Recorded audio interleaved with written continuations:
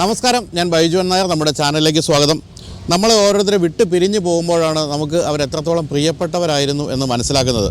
ഫോർഡിൻ്റെ കാര്യത്തിലും അങ്ങനെ തന്നെയാണ്. വർഷങ്ങളോളം ഇന്ത്യയിലുണ്ടായിരുന്നു, ധാരാളം ഗംഭീരമായ മോഡലുകൾ കൊണ്ടുവന്നു. അതിനുശേഷം പെട്ടെന്ന് ഒരു സുപ്രഭാതത്തിൽ ഫോർഡ് ഇന്ത്യ വിട്ടങ്ങ് പോയി. അത് 2021 സത്യത്തിൽ ഇന്ത്യയിലെ ഫോർഡിൻ്റെ ചരിത്രം ആരംഭിക്കുന്നതന്നെ 95-ലാണ്. 95 മഹീന്ദ്രയും ഫോർഡും ചേർന്നാണ് ഇന്ത്യയിൽ ആദ്യമായിട്ട് ഫോർഡിൻ്റെ വാഹനങ്ങൾ നിർമ്മിച്ചു തുടങ്ങിയത്. കുറച്ച് കാലം കഴിഞ്ഞ് ഫോർഡ് അവരുടെ സ്റ്റേക്ക് വർദ്ധിപ്പിച്ച് അവസാനം സ്വന്തം കമ്പനിയായിട്ട് ഫോർഡ് ഇന്ത്യ എന്നുള്ള പേര് തന്നെ സ്വന്തം കമ്പനിയായിട്ട് തുടരുകയായിരുന്നു. അപ്പോൾ ആദ്യകാലത്ത് വന്ന ഫോർഡ് ഇക്കോ സ്പോർട്ട് തൊട്ട് പിന്നീട് ഏറ്റവും അവസാന കാലത്ത് വന്ന ഏറ്റവും പുതിയ എൻഡേവർ അടക്കമുള്ള വാഹനങ്ങളെല്ലാം നമുക്ക് വളരെ പ്രിയപ്പെട്ട വാഹനങ്ങളായിരുന്നു. അതുകൊണ്ട് തന്നെ ഇന്ത്യയിൽ നിന്ന് ഫോർഡ് വിട്ടുപോയപ്പോൾ വലിയ സങ്കടം നമുക്ക് തോന്നി. എന്തായാലും ആ വിട്ടുപോയ മോഡലുകളിലെ ഏറ്റവും പ്രിയപ്പെട്ട മോഡൽ എൻഡേവർ ആയിരുന്നു എന്നുള്ള കാര്യത്തിൽ സംശയമില്ല. എൻഡേവർ ഏറ്റവും അധികം വിറ്റുപോകുന്ന രാജ്യങ്ങളിലൊന്ന് തായ്ലൻഡാണ്. പക്ഷേ ഫോർഡ് ഇന്ത്യയിൽ നിന്നും വിട്ടുപോകുന്ന സമയത്ത് ഇന്ത്യയിൽ എൻഡേവർ ഏതാണ്ട് 6017 യൂണിറ്റ് ആയിരുന്നു ആ വർഷം വിറ്റിരുന്നതെങ്കിൽ തായ്ലൻഡിൽ വെറും 5033 മറ്റോ ആയിരുന്നു. അപ്പോൾ അതിൻ്റെ അർത്ഥം ഇന്ത്യയായിരുന്നു ഏറ്റവും പ്രധാനപ്പെട്ട മാർക്കറ്റ് എന്നുള്ള കാര്യമാണ്. എന്നിട്ടും ഇന്ത്യയിൽ നിന്ന് ഫോർഡ് അങ്ങ് പോവുകയാണ് ഉണ്ടായത്. ഇപ്പോൾ ഏറ്റവും പുതിയ ഫോർഡ് എൻഡേവറാണ് നമ്മളിപ്പോൾ ഈ പിൻഭാഗത്ത് കാണുന്നതിൽ ഒരെണ്ണം. ഇത് ഫോർഡിൻ്റെ റേഞ്ചർ എന്ന പിക്കപ്പ് ട്രക്കാണ്. എന്തുകൊണ്ടാണ് നമ്മളിപ്പോൾ ഈ വാഹനങ്ങളുടെ മുന്നിൽ നിൽക്കുന്നതെന്ന് ചോദിക്കുകയാണെങ്കിൽ വീണ്ടും തിരിച്ച് ഇന്ത്യയിലേക്ക് ഫോർഡ് വരികയാണെന്നുള്ള വാർത്ത കേട്ടു തുടങ്ങിയിരിക്കുകയാണ്.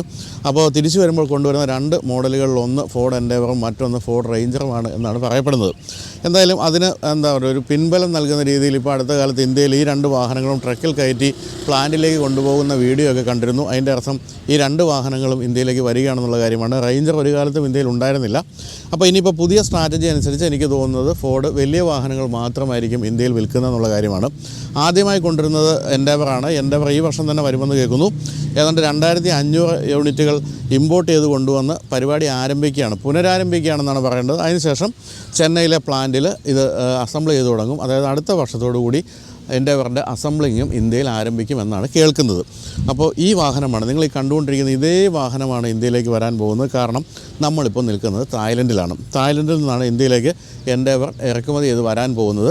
ഇപ്പോൾ മറ്റ് പല സ്ഥലങ്ങളിൽ, ഇപ്പോൾ ദുബായ് പോലുള്ള സ്ഥലങ്ങളിലെല്ലാം എൻഡേവർ ഉണ്ടെങ്കിൽ അവിടേക്കുള്ള പെട്രോൾ എഞ്ചിനാണ്, തന്നെ ലെഫ്റ്റ് ഹാൻഡ് ഡ്രൈവാണ്. പക്ഷേ പൂർണ്ണമായും ഈ മോഡലാണ്, റൈറ്റ് ഹാൻഡ് ഡ്രൈവാണിത്. അതുപോലെ തന്നെ നമ്മുടെ നാട്ടിലേക്ക് വരാൻ പോകുന്ന 2 ലിറ്റർ ഡീസൽ എഞ്ചിനുമാണ് ഈ വാഹനത്തിനുമുള്ളത്. അപ്പോൾ ഇനി നിങ്ങൾ കുറച്ച് കാലത്തിന് ശേഷം ഇന്ത്യയിൽ എൻഡേവർ കാണുമ്പോൾ മനസ്സിലാക്കുക അത് തായ്ലൻഡിൽ നിന്നും നമ്മൾ ഈ ചെയ്ത വാഹനം തന്നെയാണ് അങ്ങോട്ട് വന്നിരിക്കുന്നത് എന്നുള്ള കാര്യം. അപ്പോൾ റേഞ്ചറിലേക്ക് വരികയാണ്. റേഞ്ചർ ഫോർഡിൻ്റെ ഏറ്റവും പ്രധാനപ്പെട്ട പിക്കപ്പ് ട്രക്കാണ്, ലൈഫ് സ്റ്റൈൽ പിക്കപ്പ് ട്രക്കാണ്. ഇന്ത്യയിൽ ഇപ്പോൾ ഏറ്റവും പുതിയ കാലത്ത് 2 ലൈഫ് സ്റ്റൈൽ പിക്കപ്പ് ട്രക്കാണ് പ്രധാനമായിട്ടും വിറ്റുപോകുന്നത്. ഒന്ന് ഇസുസുവിൻ്റെ D-Max V-Cross, മറ്റൊന്ന് ഏറ്റവും പുതിയ ടൊയോട്ട ഹൈലക്സ്. അവയോട് കിടപിടിക്കാൻ വേണ്ടിയാണ് ഈ വാഹനം വരുന്നത്. എന്തായാലും നമ്മൾ ഇന്നിപ്പോൾ അടുത്ത് കാണാൻ പോകുന്നത് നമ്മുടെ എൻഡേവറിനെ തന്നെയാണ്. അടുത്ത ദിവസം നമുക്ക് റേഞ്ചറിൻ്റെ വീഡിയോയും ചെയ്യാം. അപ്പോൾ എൻഡേവറിലാണല്ലോ എല്ലാവർക്കും താല്പര്യം. ഇപ്പോൾ റേഞ്ചറിൻ്റെ കാര്യത്തിൽ എത്രത്തോളം താല്പര്യം ഉണ്ടാകുമെന്ന് അറിഞ്ഞുകൂടാ. കാരണം ലൈഫ് സ്റ്റൈൽ പിക്കപ്പ് ട്രക്കുകൾ ഇന്ത്യ അങ്ങനെ കാര്യമായ രീതിയിൽ ഏറ്റെടുത്തിട്ടില്ല. പക്ഷേ എൻഡേവർ നമ്മൾ തീർച്ചയായിട്ടും പ്രിയപ്പെട്ട ഒരു വാഹനമായിരുന്നുകൊണ്ട് തന്നെ നോക്കിയിരിക്കുകയാണ് ഇത് എപ്പോഴാണ് വരുന്നതെന്നുള്ള കാര്യം. അപ്പോൾ എൻഡേവറിൻ്റെ വിശദമായ ഒരു ടെസ്റ്റ് ഡ്രൈവ് റിപ്പോർട്ടിലേക്ക് എല്ലാവർക്കും ഒരിക്കൽ കൂടി തായ്ലൻഡിൽ നിന്നും സ്വാഗതം.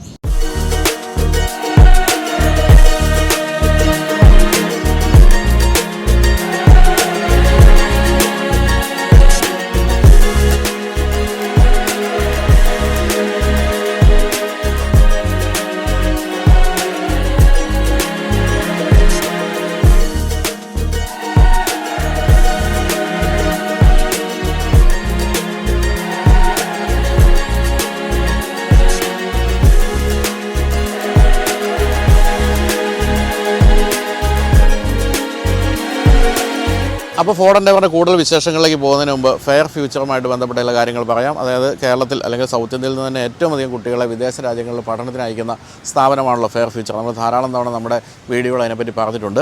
ഇപ്പോൾ ഏറ്റവും കൂടുതൽ കുട്ടികൾ പോകുന്നത് കാനഡ, അതുപോലെ അമേരിക്ക, UK, ഓസ്ട്രേലിയ തുടങ്ങിയ രാജ്യങ്ങളിലേക്കൊക്കെ ആണല്ലോ. അപ്പോൾ അവിടെയൊക്കെ ഏതാണ്ട് ഒരു സാച്ചുറേഷൻ പോയിൻ്റ് ആയിട്ടുണ്ടെന്ന് കരുതുന്നുണ്ടെങ്കിൽ അത് തെറ്റാണ്. അടുത്ത 4-5 വർഷത്തിനുള്ളിൽ 7 ലക്ഷത്തിലധികം തൊഴിലവസരങ്ങളാണ് ഈ രാജ്യങ്ങളിലൊക്കെ വരാൻ പോകുന്നത്. അപ്പോൾ അവിടെയൊക്കെ പോയി പഠിക്കേണ്ട ഒരു കാലമായി എന്ന് തന്നെയാണ് പറയേണ്ടത്. തന്നെയുമല്ല, ഇപ്പം ഈ ജർമ്മനി, ഫ്രാൻസ് തുടങ്ങിയ യൂറോപ്യൻ രാജ്യങ്ങളിലൊക്കെ ആണെങ്കിൽ ഈ പബ്ലിക് ഇൻസ്റ്റിറ്റ്യൂഷൻസിൽ വളരെ ചെറിയ ഫീസിലാണ് പഠിക്കാൻ പറ്റുന്നത്. 1 ലക്ഷം രൂപയിൽ താഴെയൊക്കെയാണ് ഫീസ് എന്നാണ് പറയുന്നത്. അപ്പോൾ അങ്ങനെയുള്ള സാധ്യതകളൊക്കെ ഇപ്പോൾ തുറന്നു വന്നിരിക്കുന്ന ഒരു സമയമാണ്. അപ്പോൾ ഇത്തരത്തിലുള്ള സെമിനാറുകളിൽ എല്ലാ കാര്യങ്ങളും നിങ്ങൾക്ക് അറിയേണ്ട എല്ലാ കാര്യങ്ങളും പറഞ്ഞു തരുന്നതായിരിക്കും. പ്രധാനമായിട്ടും ഫെയർ ഫ്യൂച്ചറിൻ്റെ മാനേജിംഗ് ഡയറക്ടറായ ഡോക്ടർ S. രാജാണ് സെമിനാറിൽ സംസാരിക്കുക. അദ്ദേഹം 90കളിൽ ഫുൾ സ്കോളർഷിപ്പിൽ അമേരിക്കയിലും കാനഡയിലും മറ്റും പഠിച്ച ആളാണ്. അതായത് കൃത്യമായിട്ട് കാര്യങ്ങൾ അറിയാവുന്ന ആളാണ്.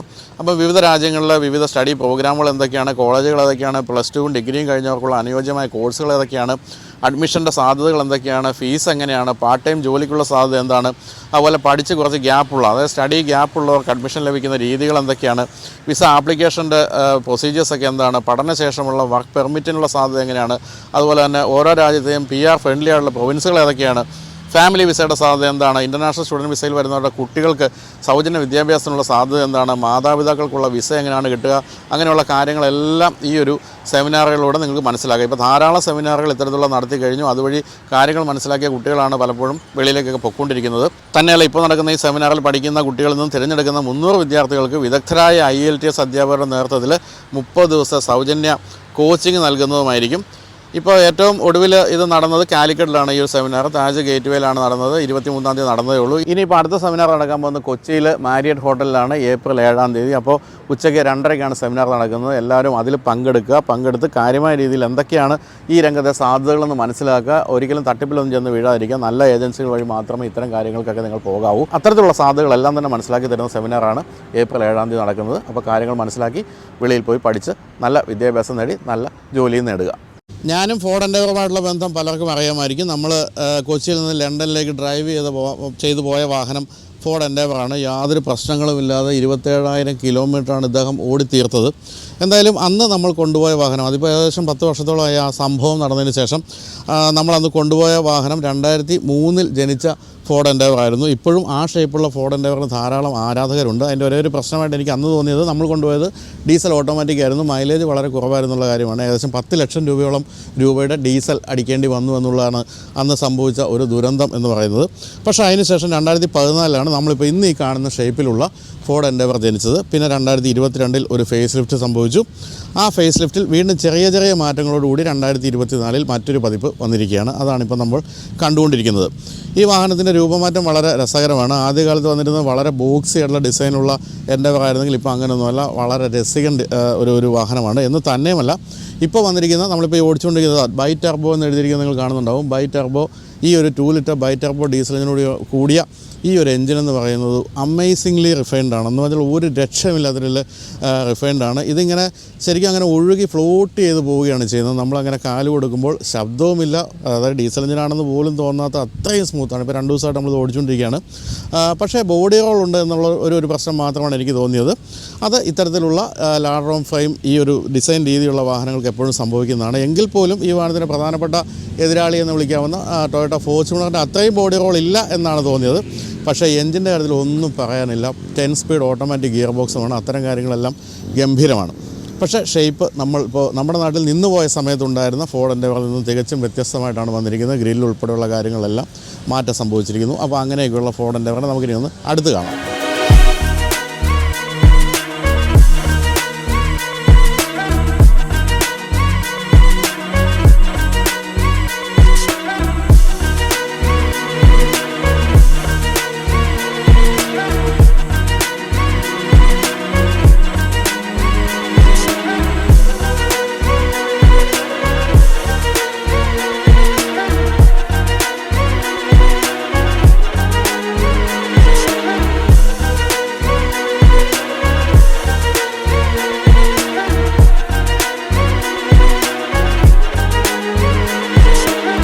അപ്പോൾ 2021-ലാണല്ലോ എൻഡേവർ നമ്മളെ വിട്ടു പിരിഞ്ഞ് പോയത്.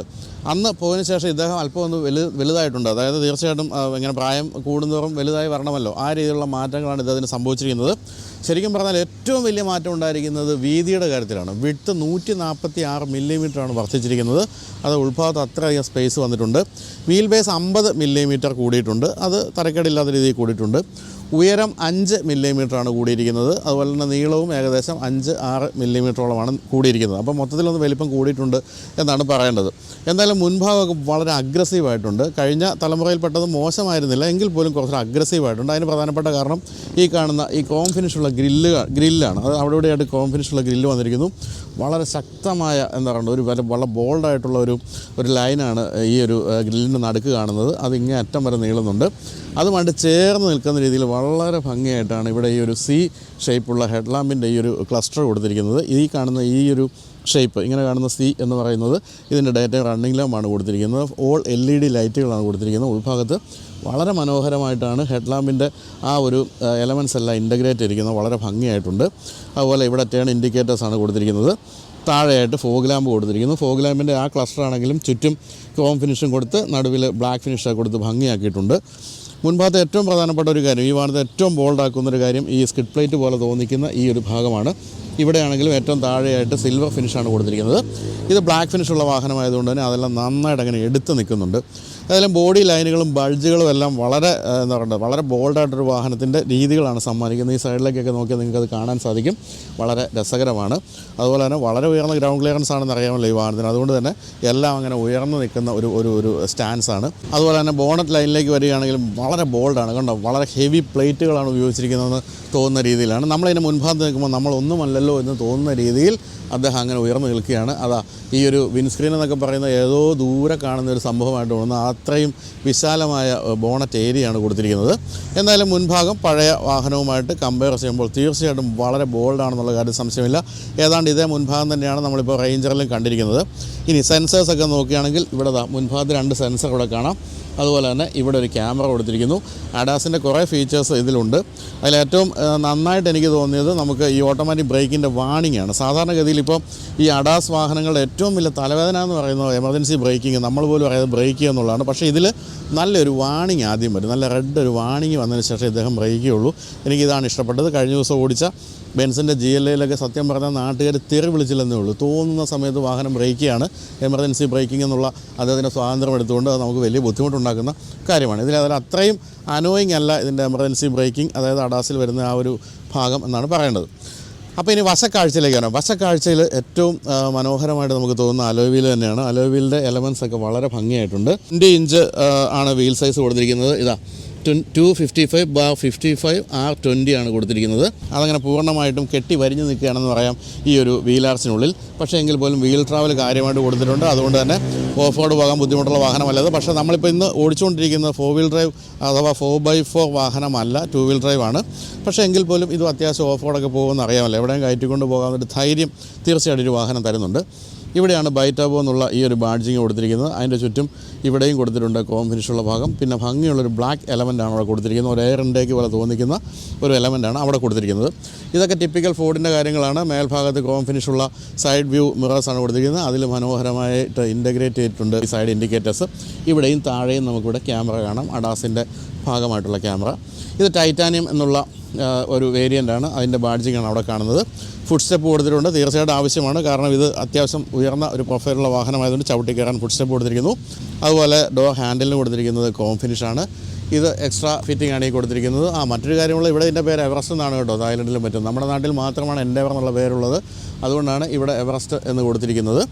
എന്തായാലും നമ്മൾ ആണ് ഈ ഒരു വാഹനം ആദ്യമായിട്ട് എവറസ്റ്റിൻ്റെ ബേസ് ക്യാമ്പിൽ കൊണ്ടുപോയതെന്നുള്ള മറ്റൊരു സത്യം. അതായത് ഒരു ഇന്ത്യൻ വാഹനം, ഒരു ഇന്ത്യൻ ഫോർഡ് എൻഡേവർ ആദ്യമായിട്ട് എവറസ്റ്റിൻ്റെ മുന്നിൽ, നമ്മൾ എവറസ്റ്റിൻ്റെ ബേസ് ക്യാമ്പിൽ പോയിരുന്നു. ഈ വാഹനം ഓടിച്ച് ലണ്ടനിൽ പോകുന്ന ഒഴികെ ചൈനയിലെ ബേസ് ക്യാമ്പിലാണ് നമ്മൾ പോയത്, ടിംഗ്രി എന്ന് പറയുന്ന സ്ഥലത്ത്. അപ്പോൾ പിൻഭാഗത്ത് ഏതാണ്ട് എനിക്ക് തോന്നുന്നു 6600 മീറ്റർ അബോവ് സീ ലെവലാണ് ആ ഒരു ബേസ് ക്യാമ്പ് എന്ന് പറയുന്നത്. അപ്പോൾ ഏതാണ്ട് 2000 മീറ്റർ താഴെ വരെ നമ്മൾ എത്തി. അതിൻ്റെ തൊട്ട് പിന്നിലായിട്ട് നമുക്ക് വേണമെങ്കിൽ ഓടിക്കയറാമല്ലോ എന്ന് തോന്നുന്ന രീതിയിൽ എവറസ്റ്റ് നിൽക്കുന്നു. അതിൻ്റെ മുന്നിൽ കായംകുളം രജിസ്ട്രേഷനുള്ള നമ്മുടെ എൻഡേവർ കിടക്കുന്നുള്ള ഹൃദയഹാരിയായ ഒരു കാഴ്ചയാണ് കണ്ടത്. അപ്പോൾ ഇന്ത്യയിലെ പേര് എൻഡേവർ എന്നാണെങ്കിലും എവറസ്റ്റ് എന്നാണല്ലോ ഇദ്ദേഹത്തിൻ്റെ പേര്. അപ്പോൾ എവറസ്റ്റിന് മുന്നിൽ എവറസ്റ്റ് കിടക്കുന്നു എന്ന് വേണമെങ്കിൽ പറയാമായിരുന്നു. തായ്ലൻഡ് രജിസ്ട്രേഷൻ ആയിരുന്നു ആ വാഹനമെങ്കിൽ. പക്ഷേ നമ്മുടെ പേര് എൻഡേവർ എന്നായിപ്പോയി. വിശാലമായ ഗ്ലാസ് ഏരിയയാണ് ഈ കാണുന്നത്. ഇഷ്ടംപോലെ ഗ്ലാസ് ഏരിയ, അതായത് കോർണർ ഗ്ലാസ് കൂടാതെ ഇവിടെയും ഉണ്ട് ഒരു ഗ്ലാസ് ഏരിയ. ഇവിടെ പൂർണ്ണമായിട്ടും വലിയ ഗ്ലാസ് ഏരിയ. മേൽഭാഗത്ത് ഒരു ഗ്രാബ് റെയിൽ കൊടുത്തിരിക്കുന്നു. അപ്പോൾ ഇതിൽ എക്സ്ട്രാ ഫിറ്റിംഗ് ആയിട്ട് നമുക്ക് ആകെ പറയാവുന്ന ഈ കാണുന്ന സംഭവം മാത്രമാണ്. ബാക്കിയെല്ലാം OE ആയിട്ടുള്ള കാര്യങ്ങളേ ഉള്ളൂ. പിൻഭാഗത്തേക്ക് വരുമ്പോഴും വീൽ ട്രാവലാണ് നമ്മളെ അമ്പരപ്പിക്കുന്നൊരു ഘടകം. ഇഷ്ടം പോലെ വീൽ ട്രാവലിലുള്ള രീതിയിലുള്ള ഒരു സ്പേസാണ് നമ്മളിവിടെ കാണുന്നത്. അപ്പോൾ സൈഡ് പ്രൊഫൈലിൽ നമ്മുടെ നാട്ടിൽ നിന്നും അരങ്ങൊഴിഞ്ഞു പോയ ഫോർഡ് എൻഡേവറുമായിട്ട് വലിയ വ്യത്യാസം കാണാനില്ല. സൈഡ് പ്രൊഫൈലിൽ ബോഡി പാനലൊക്കെ ഏകദേശം ഒരുപോലെയാണെന്ന് തോന്നുന്നു. വലിയ വ്യത്യാസം ഫീൽ ചെയ്യുന്നില്ല.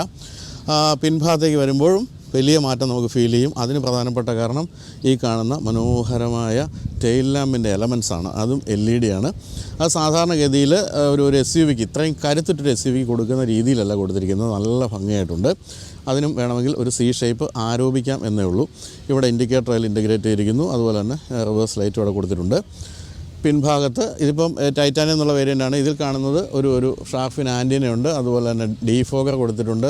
മനോഹരമായിട്ട് ഇൻ്റഗ്രേറ്റ് ചെയ്തിരിക്കുന്ന ഒരു സ്പോയിലർ കൊടുത്തിട്ടുണ്ട്. അതുപോലെ തന്നെ സ്റ്റോപ്പ് ലാമ്പ് കൊടുത്തിട്ടുണ്ട്.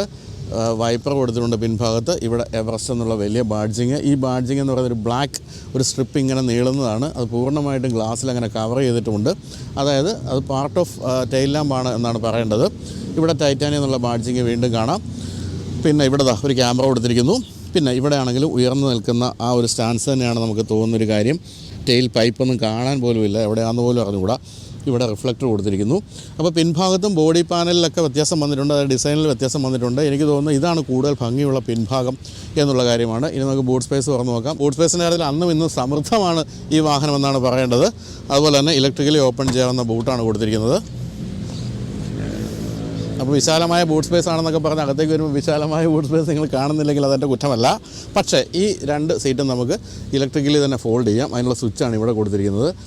ഒന്ന് ഞെക്കുകയേ വേണ്ടൂ, അദ്ദേഹം ജീവനുള്ളതുപോലെയാണ് മറിഞ്ഞു വീഴുന്നത്. അതാ അടുത്തത് പ്രസ് ചെയ്യുമ്പോൾ അതും അങ്ങനെ അങ്ങ് വീഴും. ഇത്രയും പേരെ ഇതേക്കുള്ള ബൂട്ട് സ്പേസ് ഒന്നും ആവശ്യമില്ലല്ലോ. അപ്പോൾ നമ്മൾ 5 പേരാണ് സഞ്ചരിക്കുന്നതെങ്കിൽ ഇഷ്ടം പോലെ ബൂട്ട് സ്പേസ് ആണ് കൊടുത്തിരിക്കുന്നത്. പിന്നെ ഇവിടെ ടൂളൊക്കെയാണ് കൊടുത്തിരിക്കുന്നത്. ഇതിൻ്റെ സ്പെയർ ടയർ താഴെയാണ് കൊടുത്തിരിക്കുന്നത് എന്നുള്ളതുകൊണ്ട് തന്നെ സ്പെയർ ടയർ അഴിക്കാനുള്ള കാര്യങ്ങളൊക്കെയാണ് ഇവിടെ കാണുന്നത്. ബാക്കി ഇത്രയും മാത്രമേ ഇവിടെ പറയാനുള്ളൂ. അതുപോലെ തന്നെ ഏറ്റവും പിൻഭാഗത്ത് ഇരിക്കുന്നവർക്ക് വേണ്ട പല കാര്യങ്ങളും അവിടെ കൊടുത്തിട്ട് നമുക്ക് ഉൾഭാഗത്ത് ഇരുന്ന് തന്നെ സംസാരിക്കാം. അപ്പോൾ ഇനി ഇദ്ദേഹത്തെ നമുക്ക് പൊക്കണമെങ്കിൽ ഇവിടെ ഇങ്ങനെ ഒന്ന് പ്രസ് ചെയ്താൽ മതി. തായ്ലൻഡ് ആയതുകൊണ്ട് പല കാര്യങ്ങളും നിന്ന് ഇപ്പോൾ പൊങ്ങും എന്നുള്ള ഒരു പ്രത്യേകത കൂടിയുണ്ട്. രാജ്യം തായ്ലൻഡ് ആണല്ലോ. അപ്പം നമുക്ക് അങ്ങനെ ക്ലോസ് ചെയ്യാം. മറ്റൊരു കാര്യമുള്ളത് കാല് മതി ഇദ്ദേഹത്തെ തുറക്കാനെന്നുള്ളതാണ്. പക്ഷേ ഈ പറഞ്ഞ പോലെ ഞാൻ പലപ്പോഴും പല വാഹനങ്ങൾ പരീക്ഷിച്ച് പരാജയപ്പെട്ടിട്ടുണ്ട്. ഞാൻ എന്താണ് ബൈജുവൻ നായരുടെ കാല് ഒരു വണ്ടിക്കും അത്ര ഇഷ്ടമല്ലെന്ന് തോന്നുന്നെങ്കിലും നമുക്കൊന്ന് പരീക്ഷിച്ച് നോക്കാം. നാറ്റിച്ചില്ല, ഏതായാലും തുറന്നു കേട്ടോ. അപ്പോൾ സന്തോഷമുണ്ട്. കാരണം വെച്ചാൽ സ്വദിക എന്ന് പറഞ്ഞാൽ ഇവിടെ നമസ്കാരം എന്ന് പറയുന്നത്. അപ്പോൾ എന്തായാലും നാറ്റിക്കാതിൽ തുറന്നതിലുള്ള സന്തോഷം അറിയിച്ചുകൊണ്ട് അടക്കിയാണ്. അപ്പോൾ ഇതൊക്കെയാണ് ഏറ്റവും പുതിയ ഫോർഡ് എൻഡേവറിൻ്റെ ഡിസൈൻ വിശേഷങ്ങൾ. തീർച്ചയായിട്ടും നമ്മുടെ നാട്ടിൽ നിന്നും അരങ്ങൊഴിഞ്ഞു പോയ ഫോർഡ് എൻഡേവറിനേക്കാളും വളരെ ഭംഗിയുള്ള, വളരെ എന്താ പറയേണ്ടത്, കുറച്ചുകൂടി അഗ്രസീവായിട്ടുള്ള, വളരെ സ്പോർട്ടി ആയിട്ടുള്ള വാഹനമാണിത്. ഈ വാഹനത്തിൻ്റെ കാര്യത്തിൽ എപ്പോഴും നമുക്ക് ഇഷ്ടപ്പെട്ടിരുന്നത് ഇതിൻ്റെ ഒരു ഗാംഭീര്യമാണ്. ആ ഗാംഭീര്യം വളരെയധികം വർദ്ധിക്കുന്ന രീതിയിലുള്ള ഒരു രൂപ മാറ്റമാണ് സംഭവിച്ചിരിക്കുന്നത്. അപ്പോൾ ഇന്ത്യയിലേക്ക് തീർച്ചയായിട്ടും ഈ വാഹനം വരുമ്പോൾ ശ്രദ്ധിക്കപ്പെടുമെന്നുള്ള കാര്യം സംശയമില്ല. അപ്പോൾ നമുക്ക് കാത്തിരിക്കാം ഫോർഡ് എൻഡേവർ തിരിച്ച് വരുന്ന ഒരു ദിവസത്തിന് വേണ്ടി.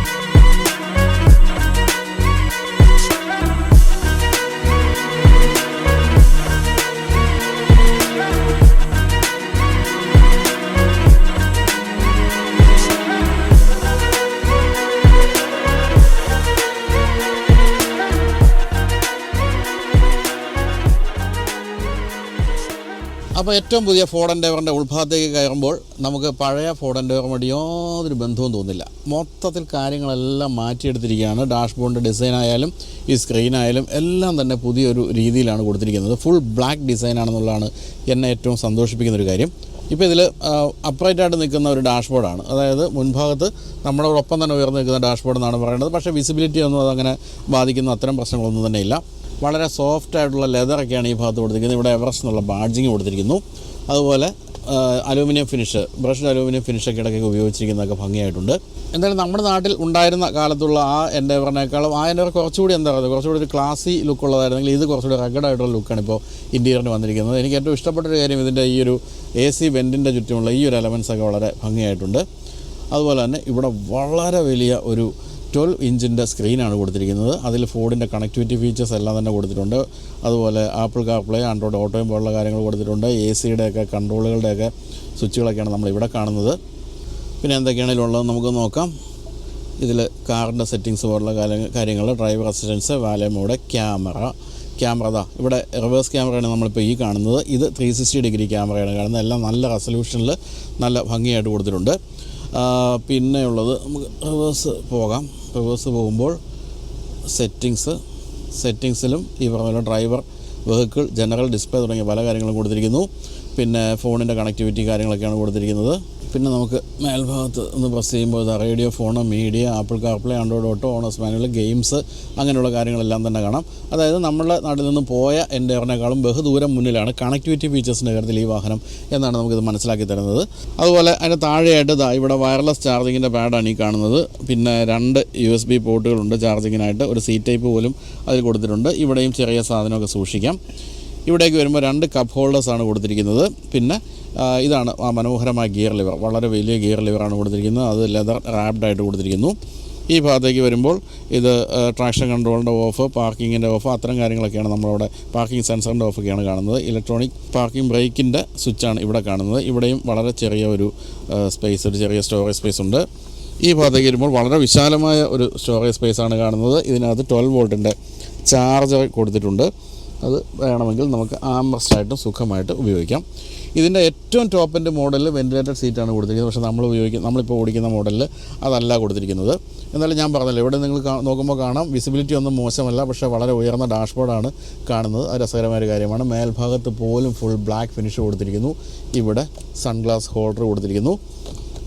അതുപോലെ സ്വിച്ചൊക്കെ ആണെങ്കിലും ലൈറ്റൊക്കെ ആണെങ്കിലും LED ലൈറ്റുകളൊക്കെയാണ് കൊടുത്തിരിക്കുന്നത്. ഇതിപ്പോൾ ഇതിനകത്ത് എക്സ്ട്രാ ഫിറ്റിംഗ് എന്ന് പറയുന്നത് ഈ ഒരു ക്യാമറ മാത്രമാണ്. ബാക്കിയെല്ലാം സിറ്റീസ് ആയിട്ട് തന്നെയാണ് നമ്മൾ കണ്ടുകൊണ്ടിരിക്കുന്നത്. എന്തായാലും ഓവറോൾ സ്പേസ് എന്ന് പറയുന്നത് ഇഷ്ടം പോലെയാണ്, യാതൊരു ക്ഷാമവുമില്ല. പിന്നെ വീതിയൊക്കെ കൂടിയോണ്ടായിരിക്കും രണ്ടുപേരും നമ്മൾക്ക് നല്ല അകലമാണ്. ഇപ്പോൾ ഷോൾഡർ സ്പേസ് എന്നൊക്കെ പറയുന്നത് അമേസിംഗ് ആയിട്ട് കൊടുത്തിട്ടുണ്ട്. മറ്റൊരു കാര്യമുള്ളത് ഇതിൻ്റെ പനോരമിക് സൺറൂഫാണ്. നമ്മളിതിങ്ങനെ പ്രസ് ചെയ്യുമ്പോൾ അങ്ങേറ്റം വരെ പോകും. ഏറ്റവും പിൻഭാഗം വരെ അതിൻ്റെ പ്രയോജനം കിട്ടുന്ന രീതിയിലാണ് കൊടുത്തിരിക്കുന്നത്. തീർച്ചയായിട്ടും അതൊരു ഗംഭീര കാര്യമാണ്. പിന്നെ ഇനിയിപ്പോൾ നമുക്ക് ഡോർ പാഡിലേക്ക് പോവുകയാണെങ്കിൽ നല്ല രസകരമായ രീതിയിലാണ് അതിൻ്റെ ഡിസൈൻ. പല തട്ടുകളായിട്ടുള്ള ഒരു രീതിയാണ്. ലെതർ റാപ്ഡായിട്ടുള്ള ഒരു ആംറസ്റ്റ് കൊടുത്തിട്ടുണ്ട്. കൂടാതെ ഒരു സ്റ്റീലിൻ്റെ ഒരു അലൂമിനിയം ഫിനിഷിൻ്റെ എലമെൻറ്റ് കൊടുത്തിരിക്കുന്നു. അതിൻ്റെ മേൽഭാഗത്തായിട്ടാണ് സെൻട്രൽ ലോക്കിൻ്റെ സ്വിച്ചുകൾ 2 കൊടുത്തിരിക്കുന്നത്. പിന്നെ സ്റ്റോറേജ് സ്പേസ് നോക്കുകയാണെങ്കിൽ ചെറിയ 1-2 ബോട്ടിലുകൾ വയ്ക്കാവുന്ന സ്പേസാണ് അവിടെ കൊടുത്തിരിക്കുന്നത്. പിന്നെ വലതുവശത്തായിട്ട് വലിയൊരു സ്പീക്കർ നമുക്കിവിടെ കാണാവുന്നതാണ്. മറ്റൊരു കാര്യമുള്ളത്, ഇത് വളരെ ഉയർന്ന പ്രൊഫൈലുള്ള വാഹനമായതുകൊണ്ട് പിടിച്ച് കയറാൻ വേണ്ടി ആ താഴെ കാണുന്ന ഫുഡ് സ്റ്റെപ്പിൽ ചവിട്ടി ഇതിൽ പിടിച്ചാണെങ്കിൽ പ്രായമൊക്കെ ആയിക്കഴിഞ്ഞാൽ കയറാൻ പറ്റും. എനിക്കൊന്നും ഇപ്പോൾ അതിൻ്റെ ആവശ്യമില്ല, കുറച്ചുകൂടെ കഴിയുമ്പോൾ വേണ്ടി വരുമെന്നാണ് പറഞ്ഞത്. ഇവിടെ കപ്പ് ഹോൾഡറുണ്ട്. അതങ്ങനെ പ്രസ് ചെയ്യുമ്പോൾ അദ്ദേഹം ചാടി പുറത്തേക്ക് വരുന്നു. പിന്നെ ഗ്ലോ ബോക്സ് നോക്കുകയാണെങ്കിൽ നല്ല വലിയ ഗ്ലോ ബോക്സാണ്. അത് വെൻറ്റിലേറ്ററാണ്. വേണമെങ്കിൽ സാധനങ്ങളൊക്കെ തണുപ്പിച്ച് സൂക്ഷിക്കാവുന്ന സ്പേസാണ് അവിടെ കൊടുത്തിരിക്കുന്നത്. ഇവിടെയൊക്കെ ആണെങ്കിലും രസമുള്ള ചില എലമെൻസൊക്കെ കൊടുത്തിട്ടുണ്ട്. എല്ലാം കൂടി മൊത്തം ടോട്ടൽ കോട്ടയത്ത് പറയുന്ന പോലെ വളരെ ഭംഗിയായിട്ടുണ്ടെന്ന് പറയാതിരിക്കാനാവില്ല. സ്റ്റിയറിംഗ് വീലിലേക്ക് പോവുകയാണെങ്കിൽ ഫോർഡിൻ്റെ ഒരു സാധാരണ രീതിയിലുള്ള സ്റ്റിയറിംഗ് വീല് തന്നെയാണ്. ഫ്ലാറ്റ് ബോട്ടം എന്നാണ് വേണമെങ്കിൽ പറയാവുന്നത്. ഇവിടെയൊക്കെ ബ്ലാക്ക് ഫിനിഷ് കൊടുത്ത് ഭംഗിയാക്കിയിട്ടുണ്ട്. ലെതർ റാപ്ഡാണ്. നല്ല സുഖമാണ്. ഇത് പിടിച്ചുകൊണ്ട് ഓടിക്കാനൊക്കെ നല്ല സുഖമുള്ള ഒരു സ്റ്റിയറിംഗ് വീലാണ്. ലെഫ്റ്റ് സൈഡിൽ കൊടുത്തിരിക്കുന്നത് ക്രൂസ് കൺട്രോളിൻ്റെയും വോളിയം കൺട്രോളൊക്കെ ആണെങ്കിൽ ഈ ഭാഗത്ത് കൊടുത്തിരിക്കുന്ന ഈ സ്ക്രീനിൻ്റെയൊക്കെ സെറ്റിങ്സും അത്തരം കാര്യങ്ങളൊക്കെയാണ്. ഏതായാലും വലിയ ഒരു ഡിജിറ്റൽ സ്ക്രീനാണ് നമ്മളിവിടെ കാണുന്നത്. മേൽഭാഗത്തുള്ള ഗ്രാഫിക്സ് ഒക്കെ രസകരമാണ്. ടെമ്പറേച്ചറും ഡിസ്റ്റൻസ് ടു എംറ്റി അത്തരം കാര്യങ്ങളിലൊക്കെ ഗ്രാഫിക്സ് കൊടുത്തിരിക്കുന്നത് വളരെ ഭംഗിയായിട്ടുണ്ട്. ഇവിടെ ഇപ്പോൾ ഡോർ തുറന്നിരിക്കുന്നതാണ് ആ കാണുന്നത്. ഇവിടെ RPM മീറ്ററും അതുപോലെ തന്നെ ഇവിടെ സ്പീഡോമീറ്ററും ഒക്കെ ഡിജിറ്റലി തന്നെ കൊടുത്തിരിക്കുന്നത്. അത് വളരെ ഭംഗിയായിട്ടുണ്ട്. വളരെ ഒതുക്കിയാണ് അത് കൊടുത്തിരിക്കുന്നത്. എന്തായാലും പാഡ് ഷിഫ്റ്റേഴ്സ് പോലുള്ള കാര്യങ്ങളൊന്നുമില്ല. ഈ സൈഡിലൊക്കെ വൈപ്പറിൻ്റെയും അതുപോലെ ഇൻഡിക്കേറ്ററിൻ്റെ സ്വിച്ചുകളൊക്കെയാണ് ഈ സൈഡിലൊക്കെ കാണുന്നത്. സ്റ്റാർട്ട് സ്റ്റോപ്പ് സ്വിച്ച് ഇവിടെ സാധാരണ കീ ഇടുന്ന ഭാഗത്തായിട്ട് കൊടുത്തിരിക്കുന്നത്. അത് രസകരമായിട്ടുണ്ട്. ഇവിടെ ലൈറ്റിൻ്റെയും മറ്റും സ്വിച്ചുകൾ കൊടുത്തിരിക്കുന്നു. ഇവിടെയും ഒരു കപ്പ് ഹോൾഡർ ഭംഗിയായിട്ട് ഇൻ്റഗ്രേറ്റ് ചെയ്തിട്ടുണ്ട്. എനിക്ക് എൻ്റെ ഏറ്റവും ഇഷ്ടപ്പെട്ട മറ്റൊരു കാര്യം എന്താണെന്ന് ചോദിക്കുകയാണെങ്കിൽ ഈ ഡോർ പാഡിൽ ഇവിടെ പിടിച്ചാണ് നമ്മൾ ഡോർ തുറക്കുന്നത്. അതല്ലാതെ മറ്റൊരു ഹാൻഡിൽ അതിനില്ല. അതായത് ഇങ്ങനെ അടയ്ക്കുന്നു, എന്നിട്ട് ഇതിൽ പിടിച്ച് തുറക്കുന്നു. അത് രസകരമായിട്ടുണ്ട്. നല്ല ഭംഗിയായിട്ട് ഇൻ്റഗ്രേറ്റ് ചെയ്ത് കൊടുത്തിരിക്കുന്നതുകൊണ്ട് തന്നെ ഡോറിലൊരു ചാടി നിൽക്കുന്ന ഡോർ ഹാൻഡിൽ പോലുള്ള കാര്യങ്ങളൊന്നും തന്നെ ഇല്ല. അപ്പോൾ എന്തായാലും നല്ല വിസിബിലിറ്റിയും നല്ല ഭംഗിയുള്ള ഇൻറ്റീരിയറും നല്ല കൂൾ കളേഴ്സും അത്തരം കാര്യങ്ങളെല്ലാം ഉപയോഗിച്ചിരിക്കുന്നു. ഉൾഭാഗം തീർച്ചയായിട്ടും വളരെ ഭംഗിയുള്ളതാക്കി മാറ്റിയിട്ടുണ്ട്. അപ്പോൾ അങ്ങനെ നമ്മൾ ഉള്ളിലേക്ക് കയറുമ്പോൾ ഈ പറഞ്ഞ പോലെ നല്ല ഉയരമുണ്ട് കേട്ടോ. നമ്മൾ ഈ ഫുഡ് സ്റ്റെപ്പ് ആവശ്യമാണ്. എന്നിട്ട് ഇങ്ങനെ ഇതിൽ പിടിച്ച് അങ്ങനെ കയറി ഇരിക്കുമ്പോൾ നമുക്ക് പ്രധാനമായിട്ടും തോന്നുന്നത് എത്ര ഉയരത്തിലാണ് നമ്മൾ പിൻഭാഗത്തിരിക്കുന്നത് എന്നുള്ള കാര്യമാണ്. സാമാന്യം ഭേദപ്പെട്ട ലെഗ് സ്പേസ് ഉണ്ട്. ഇത് അല്പം പിന്നിലേക്കാണ് നീക്കിയിട്ടിരിക്കുന്നത്, അല്ലെങ്കിൽ കുറേ കൂടെ ലെഗ് സ്പേസ് തീർച്ചയായിട്ടും ഉണ്ട്. നടുവിൽ ഒരു സെൻട്രൽ ടണലൊക്കെ ഉയർന്നു നിൽക്കുന്നുണ്ടെങ്കിൽ പോലും സുഖമായിട്ട് കാല് വെച്ചൊരാൾക്ക് നടുവിൽ ഇരിക്കാവുന്നതേ ഉള്ളൂ. ഇവിടെ ലാപ്ടോപ്പ് ചാർജിങ് പോയിൻ്റാണ് കൊടുത്തിരിക്കുന്നത്. ഇവിടെ 2 ചാർജിങ് പോയിൻറ്റുകൾ കൊടുത്തിരിക്കുന്നു. പിൻഭാഗത്തേക്ക് AC വെൻറ്റിൻ്റെ കൺട്രോളുകൾ ഇവിടെ കൊടുത്തിരിക്കുന്നു. പിന്നെന്താ ഇവിടെ മഹാമായ കപ്പ് ഹോൾഡേഴ്സ് കൊടുത്തിട്ടുണ്ട്. നല്ലൊരു ആംറസ്റ്റ് കൊടുത്തിട്ടുണ്ട്. സീറ്റിനൊരു പ്രശ്നമായിട്ട് എനിക്ക് തോന്നിയത് നിങ്ങൾക്കിപ്പോൾ കാണാവുന്ന പോലെ തന്നെ തൈ സപ്പോർട്ട് വളരെ കുറവാണെന്നുള്ള കാര്യമാണ്. അതുകൊണ്ട് തന്നെ ദീർഘദൂരം ഇരിക്കുമ്പോൾ തീർച്ചയായിട്ടും കാലിന് വേദനയെടുക്കും. തന്നെയല്ല ഇതിന് ബോഡി റോളൊക്കെ അത്യാവശ്യമുള്ള രീതിയിലുള്ള ഒരു വാഹനമായതുകൊണ്ട് തന്നെ അങ്ങോട്ടും ഇങ്ങോട്ടും ഉലഞ്ഞും ഒക്കെ ആയിരിക്കും പോകുന്നത്. ആ സമയത്ത് തൈ സപ്പോർട്ട് ഉണ്ടായിരുന്നെങ്കിൽ അത് വളരെ കുറവാണെന്നുള്ള കാര്യം സംശയമില്ല. പിന്നെ എന്താണ് സീറ്റൊക്കെ പക്ഷേ വളരെ കംഫർട്ടബിളാണ്. അതുപോലെ തന്നെ 3 ഹെഡ് റെസ്റ്റ് കൊടുത്തിട്ടുണ്ട്. നല്ല ഹെഡ് റൂമൊക്കെ ഉണ്ട്. അത്തരം കാര്യങ്ങളൊന്നും മോശമില്ല. മേൽഭാഗത്ത് AC വെൻറ്റ് വന്ന് നിൽക്കുന്നുണ്ട്. അതുകൊണ്ട് നല്ല കൂളിംഗ് ഒക്കെ വളരെ പക്കയാണെന്ന് പറയാം. ഇവിടെ പേപ്പേഴ്സും മറ്റും സൂക്ഷിക്കാവുന്ന സ്ഥലങ്ങൾ കൊടുത്തിരിക്കുന്നു. ഡോർ പാഡിലേക്ക് പോവുകയാണെങ്കിൽ അവിടെ ചെറിയൊരു ബോട്ടിൽ വയ്ക്കാം, സാമാന്യം വലിയൊരു ബോട്ടിൽ വയ്ക്കാം. പിന്നെ നല്ല ആംബ്രസ്റ്റ് ഉണ്ട്. അത്തരം കാര്യങ്ങളൊന്നും മോശമല്ല. അതുപോലെ നമ്മളിപ്പോൾ ഇരിക്കുന്നത് എന്ന് പറയുന്നത് വളരെ ഉയർന്ന പൊസിഷനിലായതുകൊണ്ട് തന്നെ ഇങ്ങനെ കൈവച്ചിരിക്കാം സുഖമായിട്ട്. അത്രയധികം താഴ്ന്ന വിൻഡോ ലൈനാണ് എന്നാണ് പറയേണ്ടത്. അത് സുഖകരമായ യാത്ര പ്രദാനം ചെയ്യുന്നുണ്ട്. മേൽഭാഗത്ത് ഇവിടം വരെയാണ് നമുക്ക് ഈ സൺറൂഫിൻ്റെ പ്രയോജനം കിട്ടുന്നത്. അതും ഒട്ടും മോശമല്ല. പിന്നെ എനിക്ക് ഏറ്റവും ഇഷ്ടപ്പെട്ടത് ഞാൻ പറയല്ലോ, മേൽഭാഗം പോലും ബ്ലാക്ക് ആണെന്നുള്ളത് തന്നെ വളരെ സ്പോർട്ടിയാണ് ഈ വാഹനത്തിൻ്റെ ഉൾഭാഗം എന്നുള്ള കാര്യത്തിൽ സംശയമില്ല. ഇത്രയുമാണ് സെക്കൻഡ് റോ സീറ്റിൽ പറയാനുള്ളത്. തേർഡ് റോ സീറ്റിലേക്ക് നമുക്ക് കടന്ന് ഇരിക്കാം. പക്ഷേ ഈ പറഞ്ഞ പോലെ വലിയ സ്പേസ് ഒന്നുമില്ല. എങ്കിൽ പോലും എങ്ങനെ ഉണ്ടെന്ന് ഇവിടം വരെയൊക്കെ വന്ന് വണ്ടിയൊക്കെ എടുത്ത് റിവ്യൂ ചെയ്യുമ്പോൾ നിങ്ങളെ കാണിച്ചു തരേണ്ട ബാധ്യത എനിക്കുണ്ടല്ലോ. തന്നെയല്ല ഞാൻ ഇവിടം വരെ മെനക്കെട്ട് വന്നപ്പോൾ അത് കാണിക്കേണ്ട ഒരു ആവശ്യമുണ്ട്. നമുക്ക് പിൻഭാഗത്ത് 3-ാം നിരയിൽ എങ്ങനെയുണ്ട് കാര്യങ്ങൾ നോക്കാം. അപ്പോൾ തേർഡ് റോയിലേക്ക് കയറണമെങ്കിൽ നമ്മൾ ചെയ്യേണ്ടത് ഈ മേൽഭാഗത്തെ ഒരു ചെറിയ ഒരു ഫ്ലാപ്പ് അത് പിടിച്ച് വലിക്കുക, എന്നിട്ട് ഇവിടെ പിടിച്ച് മുന്നിലേട്ടും വലിക്കുക. അപ്പോൾ ഇത്രയും സ്പേസാണ് നമുക്ക് കിട്ടുന്ന. പിൻഭാഗത്ത് കയറാൻ വേണ്ടി വീണ്ടും കാലെടുത്ത് വെച്ച് ഇടത് കാല് മുന്നിൽ വെച്ച് ഇടതൊഴിഞ്ഞ് വലത് മാറി എന്നൊക്കെ പറഞ്ഞ് ഇത്തിരി ബുദ്ധിമുട്ടി എൻ്റെ അമ്മയും മഹാമായി എന്ന് പറഞ്ഞുകൊണ്ട് ഇവിടെ കയറി ഇരുന്നാൽ ഒരു വലിയ പടപെട്ട് കഴിഞ്ഞിട്ട് യുദ്ധം കഴിഞ്ഞിരിക്കുന്ന പോലെ കേട്ടോ. മോശമില്ല എന്നേ പറയാൻ പറ്റൂ. കാല് ഇരിക്കാനൊക്കെ ബുദ്ധിമുട്ടാണ് കേട്ടോ. കണ്ടല്ലോ, ലാവിഷായിട്ടിരിക്കുന്ന സ്ഥലമാണ്. കാലൊക്കെ നീട്ടി വെച്ച്, പക്ഷേ ആ സീറ്റ് മടക്കി വെച്ചിരിക്കുന്നതുകൊണ്ടാണ് കേട്ടോ. ഇനി നമുക്കിതൊന്ന് നേരെയാക്കി നോക്കാം. ഇങ്ങനെ ഇരിക്കുമ്പോൾ ഇത്രയും സ്പേസാണുള്ളത്. ഇവിടെ തൈ സപ്പോർട്ടിൻ്റെ പൊടി പോലും ഇല്ല കണ്ടുപിടിക്കാനെന്ന് പറഞ്ഞ പോലെയാണ് കേട്ടോ. ഒട്ടും തന്നെ തൈ സപ്പോർട്ടില്ല. കാലിങ്ങനെ മേൽഭാഗത്തേക്ക് വെച്ചിരിക്കുന്നൊരു സീറ്റിംഗ് പൊസിഷനാണ്. അതുകൊണ്ട് തന്നെ കുട്ടികൾക്കാണ് പിൻഭാഗത്ത് ഏതൊരു തേർഡ് റോ സീറ്റുള്ള വാഹനത്തെ പോലെയും ഇവിടെ ഇരിക്കാൻ പറ്റുന്നത്. അപ്പോൾ പിൻഭാഗത്തിരിക്കുന്നവർക്ക് മറ്റ് സൗകര്യങ്ങൾ നോക്കുകയാണെങ്കിൽ ഇവിടെ ഒരു ആംബ്രസ്റ്റ് കൊടുത്തിട്ടുണ്ട്, കപ്പ് ഹോൾഡർ കൊടുത്തിട്ടുണ്ട്. ഇവിടെ ഒരു 12 വോൾട്ടിൻ്റെ ഒരു ചാർജിങ് പോയിൻ്റ് കൊടുത്തിട്ടുണ്ട്. ഇത്രയുമാണ് പറയാവുന്നത്. ഇവിടെ ഒരു സ്പീക്കറൊക്കെ കാണാവുന്നതാണ്. പിന്നെ ഗ്ലാസ് ഏരിയ ഞാൻ പറഞ്ഞല്ലോ, ഒട്ടും മോശമല്ല. വലിയ വിശാലമായ ഗ്ലാസ് ഏരിയ ഉണ്ട്. ഏറ്റവും പ്രധാനപ്പെട്ട കാര്യം മേൽഭാഗത്ത് പിൻഭാഗത്തിരിക്കുന്നവർക്ക് വേണ്ടി മാത്രമായിട്ട് 2 AC വെൻറ്റുകൾ കൊടുത്തിട്ടുണ്ട്. അപ്പോൾ ഇതാണ് സ്പേസ് എന്ന് പറയുന്ന കാര്യം. പിൻഭാഗത്തിരിക്കുമ്പോൾ അത്ര നല്ല സ്പേസ് ഒന്നുമല്ല കിട്ടുന്നത്. പക്ഷേ പിൻഭാഗത്ത് 2 ഹെഡ് റെസ്റ്റുകൾ കൊടുത്തിട്ടുണ്ട്.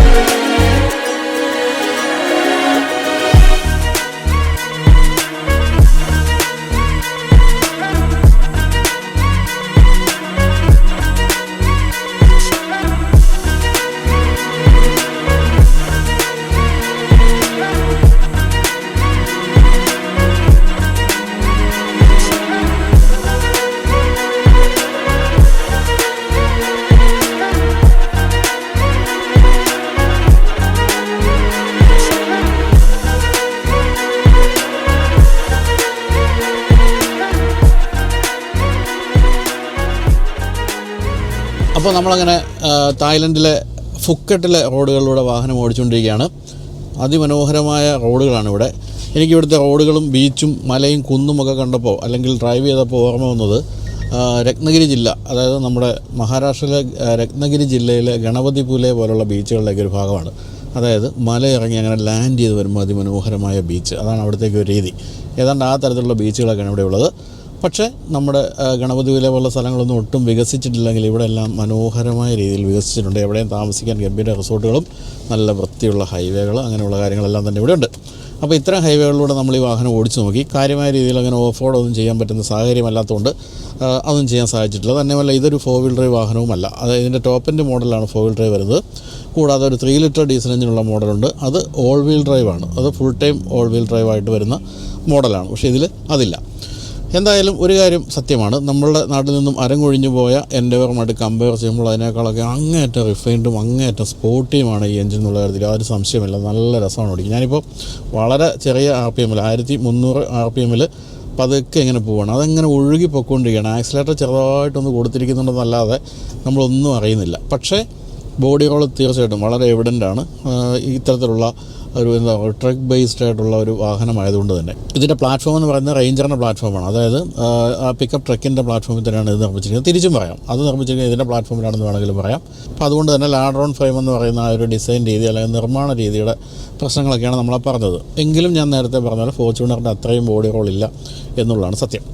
പിന്നെ എടുത്തു പറയേണ്ട കാര്യം ഇതിൻ്റെ കൺട്രോളുകൾ എത്ര ലൈറ്റാണെന്നുള്ളതാണ്. ഈ ഒരു വലിയ വാഹനം കാണുമ്പോൾ നമുക്കിത് ഓടിക്കാൻ തന്നെ ഇത് വളരെ ബുദ്ധിമുട്ടായിരിക്കുമല്ലോ എന്നൊക്കെ തോന്നുമെങ്കിൽ അങ്ങനെയൊന്നുമില്ല. സ്റ്റിയറിംഗ് അടക്കമുള്ള കാര്യങ്ങളെല്ലാം വളരെ ലൈറ്റാണ്, വളരെ രസകരമായിട്ട് ഓടിച്ചുകൊണ്ട് പോകാം. പിന്നെ ഒരു കാര്യം, ടേണിംഗ് റേഡിയസും ഒക്കെ കുറവാണ്. ഇതൊരു വലിയ വാഹനമായതുകൊണ്ട് തന്നെ നമ്മൾ മറ്റേ വടക്കൻ പാട്ടിലെ പോലെ ഇടതൊഴിഞ്ഞ് വലത് മാറി എന്നൊക്കെ പറഞ്ഞിട്ട് നമ്മൾ വളച്ചെടുക്കുമ്പോൾ അതിനൊന്നും ആവശ്യമില്ല. വളരെ ചെറിയ ടേണിംഗ് റേഡിയസാണ്. പിന്നെ വലിപ്പവും സീറ്റിൻ്റെ ഹൈറ്റും എന്ന് പറയുന്നത് ഏതൊരു സിറ്റി ബസ്സിനെയും തോൽപ്പിക്കുന്ന രീതിയിലായതുകൊണ്ട് വളരെ ആത്മവിശ്വാസത്തോടെ ഓടിച്ചുകൊണ്ട് പോകാൻ സാധിക്കും. പിന്നെ 20 ഇഞ്ച് ടയേഴ്സും ഈ ഒരു ഗ്രൗണ്ട് ക്ലിയറൻസും നമുക്ക് എവിടെയും കയറ്റിക്കൊണ്ട് പോകാനുള്ള ആത്മവിശ്വാസം തരുന്നുമുണ്ട്. ഇപ്പോൾ ഈ ദുബായ് പോലുള്ള സ്ഥലങ്ങളിൽ അല്ലെങ്കിൽ GCC കൺട്രീസിലൊക്കെ ഇതിൻ്റെ പെട്രോൾ എഞ്ചിൻ മോഡൽ ഉണ്ടെങ്കിൽ ഇവിടെ അതില്ല. ഇവിടെ ഉള്ളത് ഡീസൽ എഞ്ചിൻ മോഡൽ മാത്രമാണ്. ഇന്ത്യയിലും വരാൻ പോകുന്നത് ഡീസൽ മാത്രമായിരിക്കാനാണ് സാധ്യത. ഇന്ത്യയിൽ കാലാകാലങ്ങളിൽ പല എഞ്ചിൻ ഓപ്ഷൻസും വന്നു പോയിരുന്നു. ആദ്യകാലത്തുണ്ടായിരുന്ന ഒരു 2 ലിറ്റർ ഡീസൽ എഞ്ചിനായിരുന്നു. 170 bhp 420 ന്യൂട്ടൺ മീറ്റർ ആയിരുന്നു ടോർക്ക്. അതിനുശേഷം ഒരു 3.2 ലിറ്റർ എഞ്ചിനും കൂടി വന്നിരുന്നു. അത് 200 bhp ആയിരുന്നു. ഒരു 5 സിലിണ്ടർ എഞ്ചിനായിരുന്നു. അതാണിപ്പോൾ പലരും ഇപ്പോഴും ഓടിച്ചുകൊണ്ട് നടക്കുന്ന വളരെ ഇഷ്ടപ്പെട്ട ഒരു എഞ്ചിനാണിത്. പക്ഷേ അതിനുശേഷം ഇപ്പോൾ ഏറ്റവും പുതിയ വാഹനം വന്നപ്പോൾ ഇതിൽ 2 ലിറ്റർ പിന്നെ 3 ലിറ്റർ 2 ഡീസൽ എഞ്ചിനാണ്. ആദ്യത്തെ 2 ലിറ്റർ എന്ന് പറയുന്നത് സിംഗിൾ ടർബോയാണ്, 4 സിലിണ്ടർ ആണത്, 170 bhp. പക്ഷേ നമ്മളിപ്പോൾ ഓടിച്ചുകൊണ്ടിരിക്കുന്ന bi turbo 2 litre diesel engine ആണ്. ഇത് 206 bhp ആണ്. ഇത് കൂടാതെ ഒരു 3 litre V6 diesel turbo diesel engine കൂടിയുണ്ട്. അത് പക്ഷേ നമുക്കത് കിട്ടിയിട്ടില്ല. അത് 246 bhp ആണ് ആ ഒരു എഞ്ചിൻ. അതിൻ്റെ ടോർക്ക് 600 ന്യൂട്ടൺ മീറ്റർ ആണ്. 10 സ്പീഡ് ഓട്ടോമാറ്റിക് ഗിയർ ബോക്സ് ആണെന്ന് ഞാൻ പറഞ്ഞല്ലോ. അതുപോലെ ഈ 2 ലിറ്റർ എഞ്ചിനുകളിൽ 4 വീൽ ഡ്രൈവും വരുന്നുണ്ട്, 2 വീൽ ഡ്രൈവും വരുന്നുണ്ട്. അത് നമുക്ക് ഇഷ്ടം പോലെ തിരഞ്ഞെടുക്കാം. പക്ഷേ 3 ലിറ്ററിൽ ഞാൻ പറഞ്ഞതുപോലെ ഫുൾ ടൈം 4x4 സിസ്റ്റമാണ് പ്രവർത്തിച്ചുകൊണ്ടിരിക്കുന്നത്.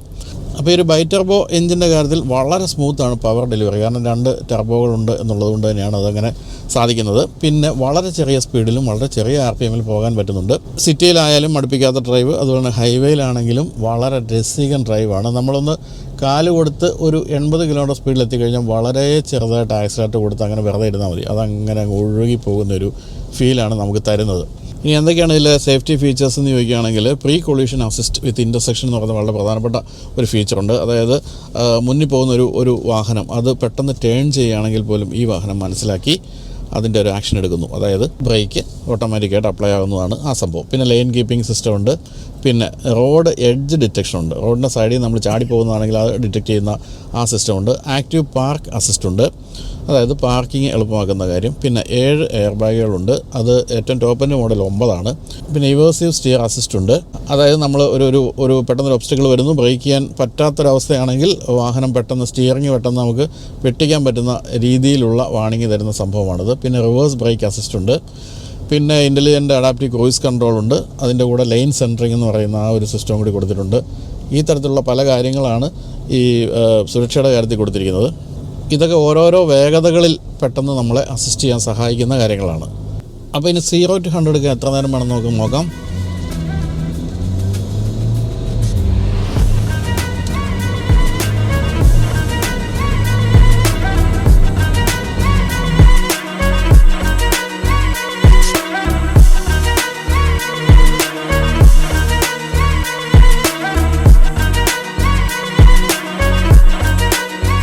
നമ്മൾ സാധാരണഗതിയിൽ നമ്മുടെ നാട്ടിലൊക്കെയുള്ള വാഹനങ്ങൾ ടെസ്റ്റ് ഡ്രൈവ് ചെയ്യുമ്പോൾ അല്ലെങ്കിൽ മീഡിയ ഡ്രൈവിനൊക്കെ തലേദിവസം തന്നെ കമ്പനിയുടെ ആൾക്കാർ പറയും 0 to 100 എത്ര സമയം കൊണ്ട് എത്തും തുടങ്ങിയ കാര്യങ്ങളൊക്കെ. നമുക്ക് പലപ്പോഴും ഒന്നും ടെസ്റ്റ് ചെയ്യാൻ സമയം കിട്ടാറില്ല ഷൂട്ടിനിടയ്ക്ക്. പക്ഷേ ഇവിടെ നമ്മളിപ്പോൾ ടെസ്റ്റ് ചെയ്തപ്പോൾ 10 സെക്കൻഡ് മതി 100 കിലോമീറ്റർ വേഗത എടുക്കാനെന്നുള്ളതാണ്. ഇത്രയും വലിയൊരു വണ്ടി 2.5 ടൺ ഭാരമുള്ള ഈ വാഹനം ഇത്രയും പെട്ടെന്നാണ് ഈ ഒരു 10 സ്പീഡ് ഗിയർ ബോക്സിൻ്റെ ഗുണവും അതുപോലെ തന്നെ എൻജിൻ്റെ മെക്കാനിക്കലി ഉള്ളൊരു ഗുണമൊക്കെ കൊണ്ടാണ് ഈ ഒരു 10 സെക്കൻഡ് താഴെ 100 കിലോമീറ്റർ വേഗത എടുക്കുന്നത്. എന്തായാലും വളരെ സീംലെസ് ആയിട്ടുള്ള ഗിയർ ഷിഫ്റ്റൊക്കെയാണ്, ഒട്ടും അറിയുന്നില്ല. അതായത് ഒരു തരത്തിൽ നമ്മൾ അറിയാത്തുള്ള ഗിയർ ഷിഫ്റ്റാണ് കൊടുത്തിരിക്കുന്നത്. പിന്നെ നല്ല വേഗത എടുക്കുമ്പോഴും നല്ല ആത്മവിശ്വാസം തരുന്ന രീതിയിലാണ് കാര്യങ്ങൾ. സസ്പെൻഷൻ്റെ കാര്യമായാലും അങ്ങനെ തന്നെ. സസ്പെൻഷൻ ഞാൻ ഈ പറഞ്ഞ ബോഡി റോൾ ഒഴിച്ച് നിർത്തിയാൽ സസ്പെൻഷൻ ഒന്നാന്തരമാണ്. അപ്പോൾ ഇത്രയൊക്കെയാണ് നമുക്ക് ഈ തായ്ലൻഡിൽ നിന്നുകൊണ്ട് ഈ യുവാവിനെ പറ്റി പറയാനുള്ളത്. ഇനിയിപ്പോൾ ഇവിടുന്ന് ലെഫ്റ്റ് തിരിഞ്ഞ് നമ്മൾ തിരിച്ച് താമസിക്കുന്ന ഹോട്ടലിലേക്ക് പോകാൻ പോവുകയാണ്. എന്തായാലും ഒരു കാര്യം ഉറപ്പാണ്, ഈ വാഹനം വന്നു കഴിഞ്ഞാൽ 60 ലക്ഷം രൂപയൊക്കെ വില വരുമെന്ന് കേൾക്കുന്നുണ്ടെങ്കിലും എല്ലാവരും വാങ്ങിക്കാനുള്ള സാധ്യതയുണ്ട് ഒരിക്കൽ ഓടിച്ച് നോക്കിയാൽ. ആ തരത്തിൽ റിഫൈൻഡാണ്. നമ്മൾ ആദ്യകാലത്ത് ഓടിച്ചിരുന്ന എൻഡേവറിനേക്കാളൊക്കെ ബഹുദൂരം മുന്നിലാണ് ഈ വാഹനം എന്നുള്ള കാര്യത്തിൽ യാതൊരു സംശയവുമില്ല. അപ്പോൾ ഫോർഡ് വരും, എല്ലാം ശരിയാകും.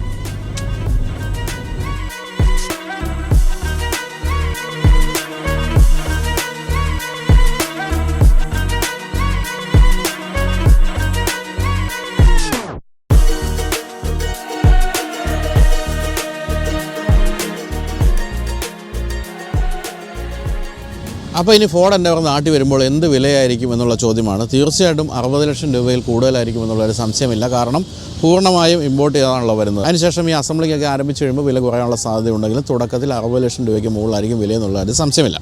ഇവിടുത്തെ വില നോക്കുകയാണെങ്കിൽ ഇവിടെ ഒരു 2 ലിറ്റർ ടർബോ സ്പോർട്ട് എന്ന് പറയുന്ന മോഡലാണ് ഇത് ആരംഭിക്കുന്നത്. അതിന് നമ്മുടെ നാട്ടിലെ വിലയായിട്ട് നോക്കിക്കഴിഞ്ഞാൽ ഏതാണ്ട് 28 ലക്ഷം രൂപയൊക്കെ ഉള്ളൂ. പക്ഷേ 40 ലക്ഷം രൂപയോളമാണ് ടോപ്പ് എൻഡ് വേരിയൻറ്റിന് വരുന്ന വില. എന്ന് പറയുമ്പോൾ പോലും ഇവിടെയും പ്ലാന്റുണ്ട്, ഇന്ത്യയിലും പ്ലാന്റുണ്ട്. അങ്ങനെ നോക്കുമ്പോൾ ഇവിടുത്തെ വില വളരെ കുറവാണെന്നാണ് മനസ്സിലാക്കേണ്ടത്. എപ്പോഴും ഫോർഡും അതുപോലെ തന്നെ ടൊയോട്ടയും പോലുള്ള വാഹനങ്ങൾ ഇന്ത്യക്കാരെ എങ്ങനെ കൊല്ലാമെന്നാണ് നോക്കിയിരിക്കുന്നത്. അതുകൊണ്ട് തന്നെ അവിടെ വില വളരെ കൂടുതലായിരിക്കും എന്നുള്ള കാര്യത്തിൽ സംശയമില്ല.